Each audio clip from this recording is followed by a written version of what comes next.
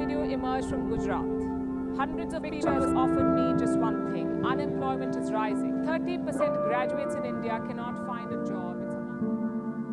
आज के टाइम में ये सिचुएशन इंडिया में मल्टीपल स्टूडेंट की है, क्योंकि इनको एक छोटी सी जॉब के लिए बहुत ही ज्यादा स्ट्रगल करना पड़ रहा है। Police had a job opening for 183 posts in the Home Guard. More than 10,000 people applied for the job.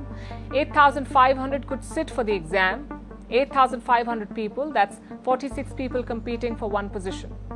और ये कोई ऐसे वैसे लोग नहीं है, एक हाई एजुकेटेड इंजीनियरिंग डिग्री वाले बड़ी बड़ी गवर्नमेंट जॉब की प्रिपरेशन करने वाले स्टूडेंट हैं। तो फिर ये हाई एजुकेटेड स्टूडेंट ऐसी भीड़ में एक छोटी जॉब के लिए क्यों लाइन में खड़े हैं? ये स्टूडेंट तो कोई बड़ी ऑफिस या कोई सरकारी कार्यालय में बैठे होने चाहिए ना। लेकिन एक सेकेंड, क्या गलती इनमें इन स्टूडेंट की है?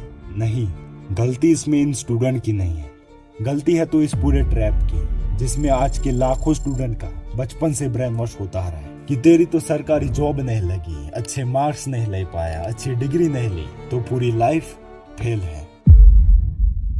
यही बोला जाता है ना। तो मेरे दोस्त, यही तो है पूरा ट्रैप, जिसमें ये मल्टी मिलियनर और बड़े बड़े बिजनेसमैन नहीं फंसे, लेकिन आज का युवा इसी माहौल और इसी ट्रैप में फंसा पड़ा है। Now you tell them that, they get very angry at you. It's not, it's the rich fault. You know, you guys ripped me off, and that's the trap. And I thought that was strange. And I said, but aren't we going to school to learn about money? He says, no, your job is to get a job. Critical age, then you take up any job in the private sector. So you will see graduates remaining unemployed till age 30. Let me explain. बचपन से हमें एक झूठी कहानी सुनाई जाती है कि 10वीं 12वीं में अच्छे नंबर लेके आओ, अच्छी डिग्री ले लो और लाइफ पूरी तरह से सेट है। लेकिन क्या सेट है? क्योंकि जिस डिग्री और मार्क्स के भरोसे हम बड़े हुए थे ना, उसकी तो कोई वैल्यू ही नहीं है, राइट? क्योंकि कंपनियां तो कहती है कि हमें डिग्री नहीं, स्किल चाहिए, और जब जॉब नहीं मिलती तो वो लड़का परेशान होकर अपने अंदर ही अंदर सोचता है कि अब होगा क्या, क्योंकि जॉब तो मिली नहीं, अब पूरी लाइफ बर्बाद है। अब इसके अपोजिट इंडिया के लाखों स्टूडेंट गवर्नमेंट जॉब की प्रिपरेशन करते हैं, उनका भी यही हाल है। Paper leak, competition, exam cancel होना, यही सब। जॉब लीजिए, कोई गवर्नमेंट जॉब लीजिए, और नहीं तो प्राइवेट बाहर में कहीं दिल्ली, मुंबई या बाहर के दूर से शहर में ही जाइए, प्राइवेट काम कीजिए। काबिलियत है तो लड़ने दो ना, बराबरी करने दो ना।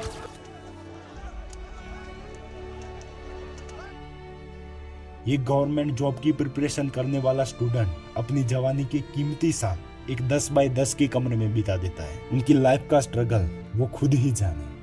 इस कमरे में पंखा नहीं है। कैसे रहते हो यार? ऐसे ही, ऐसे ही। गर्मी नहीं लगती? लगती है, लगती है। पंखा लेने सोच रहे हैं, ले लेंगे, पैसा जमा कर रहे हैं धीरे धीरे।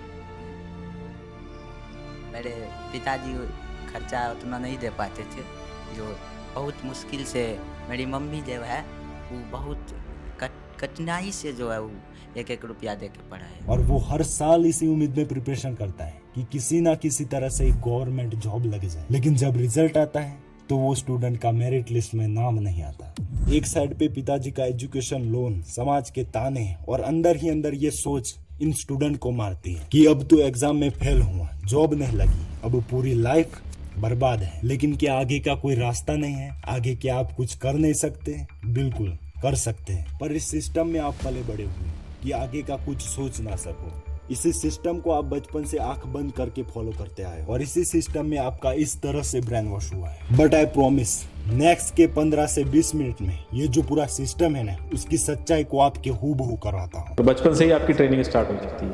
माँ बाप, भाई बहन, रिलेटिव सब ये समझाते हैं अगर आपके मार्क्स नहीं आए और जॉब नहीं लगी तो आपकी ज़िंदगी बेकार है। जेईई क्लियर नहीं, नीट क्लियर नहीं, सीए क्लियर नहीं, लॉ का एग्जाम क्लियर नहीं, तो जिंदगी में बर्बाद हो जाएगी।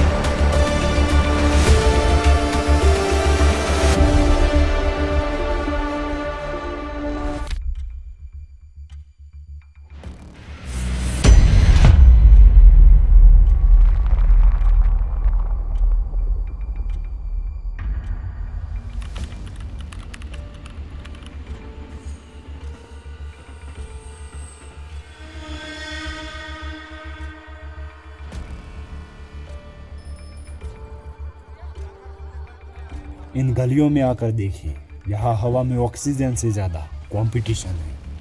गांव में माँ बाप अपनी जमीन गिरवी रखकर या खेत बेचकर हर महीने 10 से 15 हजार रुपये भेजते हैं ताकि उनका बेटा अच्छे से पढ़ पाए, अच्छे से रह पाए, और कहीं ना कहीं ये आस लगा के बैठे कि उनका आंखों का तारा एक अच्छी सी बढ़िया जॉब पे लग जाए। बट रियलिटी क्या है?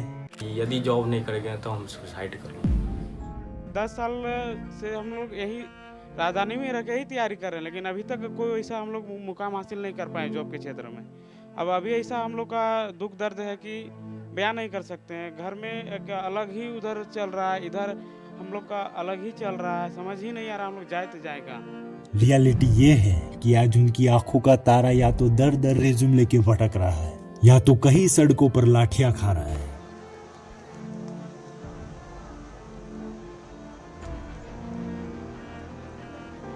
और ये मासूम स्टूडेंट हर रोज इसी प्रेशर में जीता है कि अगर जॉब नहीं लगी, सिलेक्शन नहीं हुआ तो घर वापस किस मुंह से जाऊंगा।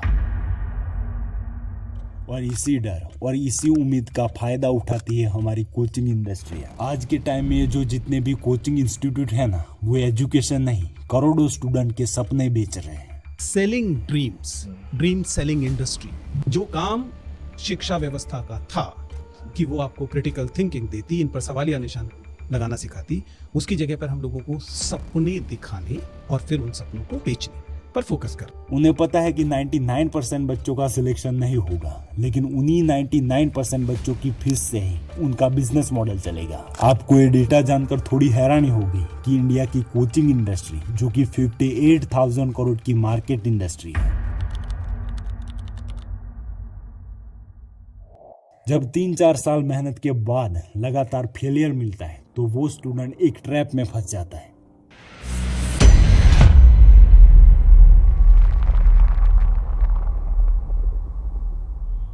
जो सरकारी नौकरी की रेस से थक हार कर बाहर निकलता है वो देखता है प्राइवेट सेक्टर की तरफ, लेकिन यहाँ रियलिटी और भी ज्यादा भयानक है। हमारी यूनिवर्सिटियां जो हर साल लाखों ग्रेजुएट स्टूडेंट की फैक्ट्री चला रही है, लेकिन जब एक ग्रेजुएट स्टूडेंट इंटरव्यू टेबल पे बैठते हैं तो एचआर का सबसे बड़ा सवाल होता है कि हाँ, ये डिग्री तो ठीक है, लेकिन तुम्हें आता क्या है? क्योंकि डेटा तो ये कहता है कि इंडिया के 45% से भी ज्यादा ग्रेजुएट स्टूडेंट एम्प्लॉयबल ही नहीं है। यानी कि सिंपल लैंग्वेज में कहे तो उनके पास ऐसी कोई स्किल ही नहीं है जिसके लिए कोई कंपनी उन्हें जॉब पे रखे।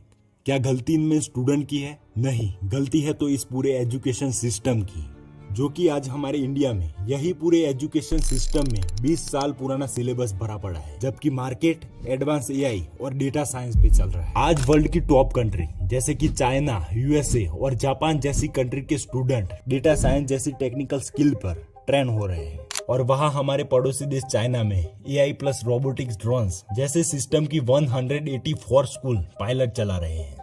China is investing heavily in AI technology, and not just in gadgets and software, but also in the education sector. AI technology is becoming increasingly prevalent in classrooms across China. और वहाँ Japan ने 2025 में AI R&D act को पास किया, जो कि higher education को AI research talent को कल्टीवेशन और लिटरेसी पर फोकस करने को कहता है, और यही एजुकेशन सिस्टम वर्ल्ड की टॉप कंट्री में है। अब चलिए मुद्दे पे आते हैं। आज हमारे इंडिया में एक IT फ्रेशर जो कि आज भी वही सैलरी पा रहा है जो इसको 15 साल पहले मिलती थी, लेकिन आज महंगाई उसके 2 गुना हो चुकी है। और जब ना कोई सरकारी नौकरी मिलती है और ना ही प्राइवेट जॉब, और तभी शुरू होता है